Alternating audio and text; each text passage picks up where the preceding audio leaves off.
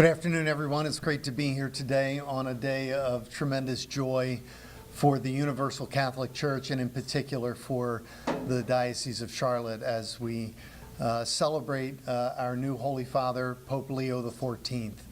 I'm honored that you've come to cover this as it relates to our local reality, but also as we participate in something greater that's throughout the entire world. There's been tremendous anticipation since the death of Pope Francis on who might be the next spiritual leader of the entire world, the Catholic world, and we're thrilled today to be able to name Pope Leo XIV. Cardinal Prevost, as you know, has some great connections here to our country, born and raised in Chicago, and has served here in the U.S., but also in Peru, and most recently at the Vatican for the Dicastery of Bishops, which is the office within the Holy Roman, or the Roman Catholic Church, that determines who becomes bishops throughout the church. And so it's amazing to see this man being selected by his peers. Interestingly, I had a meeting with him, a personal meeting with him on April 1st. I was in Rome for some other meetings, and one of which was to meet with him about a couple of issues here locally. And we were together for just under an hour, and just he and I. It was not my first time meeting him, but it was certainly my first time sitting down with him one-on-one, and we had a couple of things to talk about, but then also had some time to just communicate informally and learn a little bit more about each other. And I was very taken by his friendly nature, but also about his awareness of the dynamics, not just of the Church in the United States, but more importantly about the Church around the world. And so I'm certainly thrilled that our Church has selected this man, whom I believe will be a wonderful 267th successor of Christ in the chair of St. Peter. And I pledge on behalf of all of the Catholics of the Diocese of Charlotte our support, our prayers, and our best wishes to Pope Leo XIV. I'm happy to take any questions that you might have. So I'm very interested. You got to meet them. Sometimes sitting down informally, just chatting with someone tells you a lot about who they are. Sure. What did you pick up about who this person that we now call Pope is? You know, I would say that the thing that struck me the most was just his calm demeanor. Very, very relaxed. That was some of my experience of him. I was at some meetings back in September that he was leading, but it was in a much larger gathering. And again, he was talking about big issues and important things, and still just had a certain calm about him. But that was more appropriate, I think, in that one-on-one meeting. And his interest in me and his interest in what was happening here in Charlotte, in particular the things that we were talking about, I just had this sense of someone who cared very deeply about what was important to me, more so than maybe what was important to him. Can you describe that meeting so I can make sure and describe that right? When it was and what type of meeting it was? Right. There were just some administrative issues that I had to speak with him about. It took place on April 1st, and it was a very warm and collegial, we worked out a few things that needed to be addressed, and it was great. It was a really good time. Bishop, are you surprised that someone from the United States was selected, and in the path of Pope Francis and his bent towards social justice? Do you see all of that continuing, and are you surprised? I'm very surprised. I never would have dreamt that we would see a pope born in the United States in my lifetime. I thought eventually it would happen, but I have to admit, sitting there watching him walk out onto the loggia, I was very shocked. So I don't mind admitting that at all. But at the same time, knowing that he was someone who had been considered, I thought, yeah, at least in my dealings with him, I felt like he certainly had the qualifications for it and has had experiences in diverse parts of the world that allow him to bring to this position, I think, a unique blessing that we're going to see very quickly. Related to your questions around Pope Francis, each pope, each Holy Father is their own person. And there's not a sense that they're committing themselves to carrying out, this particular agenda or not. There's only one agenda, and that's the life and mission of Jesus Christ in the church. And so it's not really about, what Pope Francis did. It's more about what the Holy Spirit's calling the church to in this moment. That said, I think the fact that he took the name Leo XIV, in the last Leo was Leo XIII, who was the Holy Father at the end of the 19th and beginning of the 20th century, and one of the greatest encyclicals which is a papal document of tremendous weight in the church, that was written by Pope Leo XIII, was called Rerum Novarum, which was very much dedicated to the working person in the world, and how working people have not only rights, but also can see God at work in their work, elevating the work that we all do every day, not to just something that we do for a paycheck, but something that enhances the dignity of every human person. And so I find that particularly interesting, but I'm not here to say that means that that's what he's going to do. But clearly, that's how Pope Leo XIII is known, and so I think Pope Leo XIV is maybe giving a nod to that dynamic. Bishop Markey, Yes. you mentioned the fact that he was born here in the United States, but also has connections to Peru and Latin America. Can you speak a little bit? I mean, it's unique. He's not only born in America, but he's bridging both North and South America.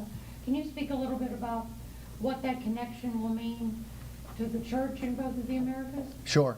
I think that's the wisdom of God at work through the cardinals who elected him, to bring someone to this very important position who has had experiences in some very diverse parts of the world.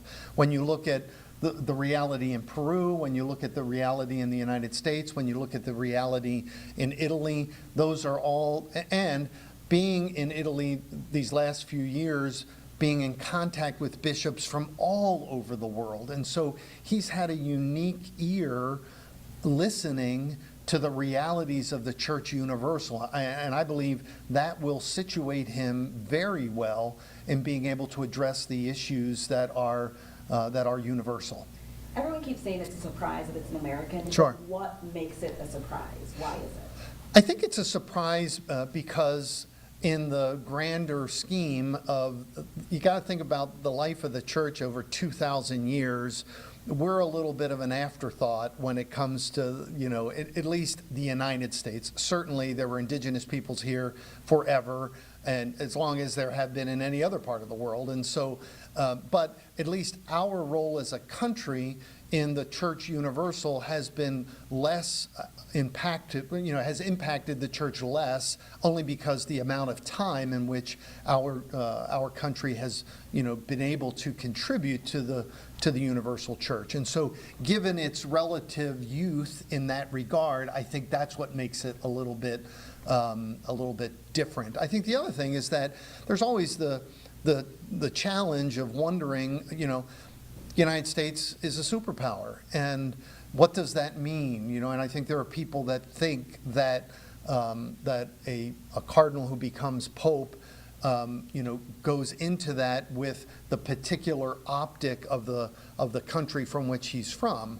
Obviously, he's going to have that experience, but he's not in that position as an American in that position. That's not what he's been selected for, and no one knows that better than he does. And so I think there had been some concerns, maybe more in different circles, that when you have a pope who's from a world power, what will that mean in world relations. And so I think that's where there may have been some thought that, the cardinals might have been a little hesitant in that regard, which I think speaks well of who Cardinal Prevost is, that the cardinal electors felt that that would not be in any way a detriment, but if anything, it would be a blessing. Does that make sense?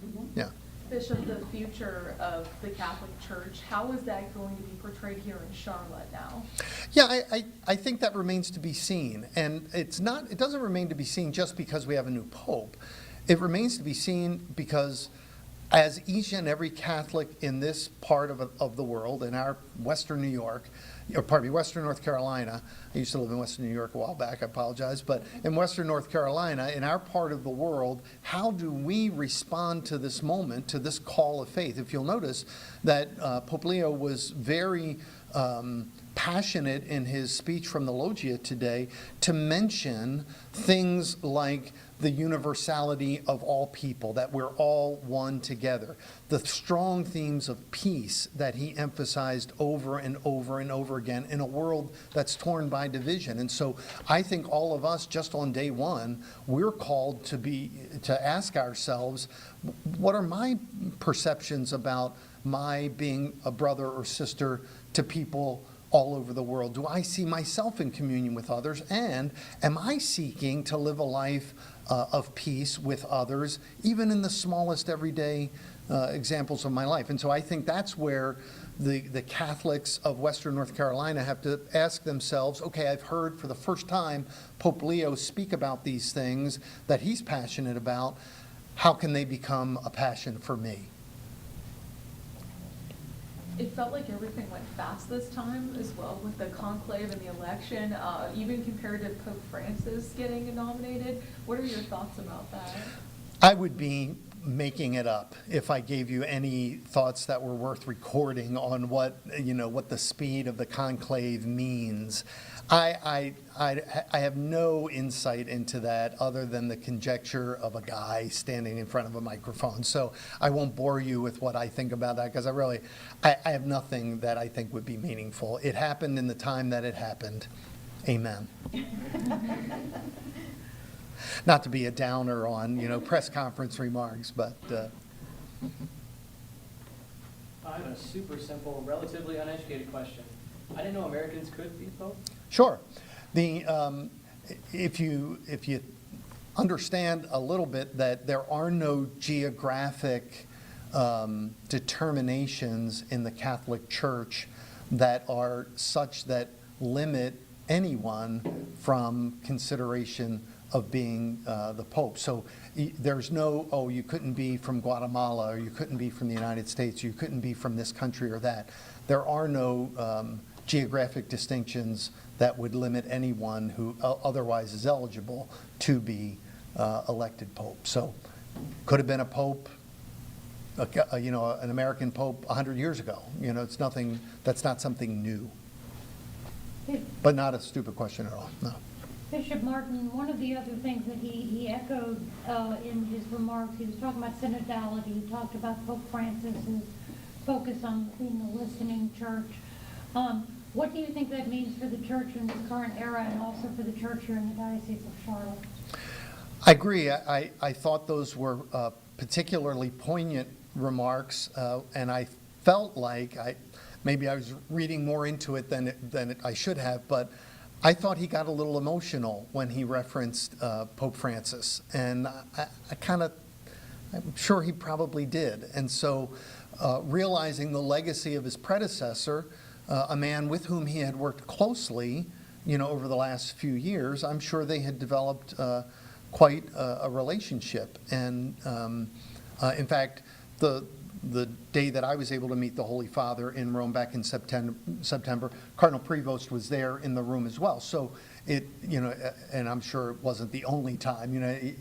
He's in a position where he would have met regularly with Pope Francis, and so I'm sure that was moving for him to be able to see himself as Pope Francis's successor. But more importantly, he's not the successor of Pope Francis; he's the successor of Peter, and the successor of Christ, our high priest here on earth. And so I think that probably means more. The fact that he focused in on synodality, I think, gives us all a hopeful image for what we can expect moving forward, which is we all have to listen to each other more. We have to listen to each other more. If you think about the issues of our day, so much of what brings conflict is a desire to want to be understood more than to understand. And what Pope Francis was doing, and I think Pope Leo now has picked up upon, is saying, let's place the emphasis not on being understood, but on understanding, on listening. And we can't do that unless we listen to one another. Will there be any special masses today or throughout the week to celebrate this? Right, great question. I think for many of us, it was a little late in the day when all of this came about, and so organizing things for today is probably a little challenging, but we will, as the Diocese of Charlotte, be celebrating a special Mass tomorrow night at 7 p.m. at St. Matthew's Church here in the Charlotte metro area. What's that area called? Is that Ballantyne? In Ballantyne at 7 p.m. We'll open that to anyone, any Catholics or any people that would like to come and pray with us together tomorrow night. I'm sure that individual parishes around our diocese will be having individual separate masses in honor of the Pope Leo's election, but the one that we'll do for the diocese as a whole will take place tomorrow night at 7. Do you know when you'll have interaction with him again? I don't. There's nothing that I have on my calendar that says, head over to Rome and, talk to the new Pope, and I doubt, You wish you did. I'll doubt that he's going to be calling me anytime soon. That said, we have a pilgrimage planned to Rome in November, and so it would be my hope at that time to see if I might be able to schedule an audience with the Holy Father at that time, but I'm betting I'm about 4 billionth in the list of people that want to be able to say hello. Yes? When a pope is elected, is there like an agenda or something that in the beginning, like steps that they like to have a plan? Sure. I would suggest, and again, not having ever been a part of the process, but of what I know of, but what's probably as important as the conclave is the meetings that take place prior to the conclave that have been going on since Pope Francis's death. And what has emerged during those meetings have been topics that cardinals from all over the world have come together to talk about agenda issues that are real and that need to be addressed. So I would think that there are some considerable things that came up during those times that Pope Leo will have at the forefront of things that he wants to address, but I can't speak to what they might be. Is he a Cubs or a White Sox fan? That's a great question, and I'm sure it will be made known soon and very soon by people who will be asking him all those types of great questions. Is there any history of him, small little bit of history of him in Chicago, like that you know of? Again, his bio is already, he's got his own Wikipedia page, and you can see the particular things. He's a graduate from Villanova University. You can imagine they're over there in Philly celebrating as well. So obviously some of the things that he was able to accomplish in Chicago was not as substantial as some of the other things that he had done in the rest of his life, some of which was because, again, he was a member of a religious community, as I'm a Franciscan. He's an Augustinian, and so he was part of a religious community that took him to a number of different places other than the Chicago area.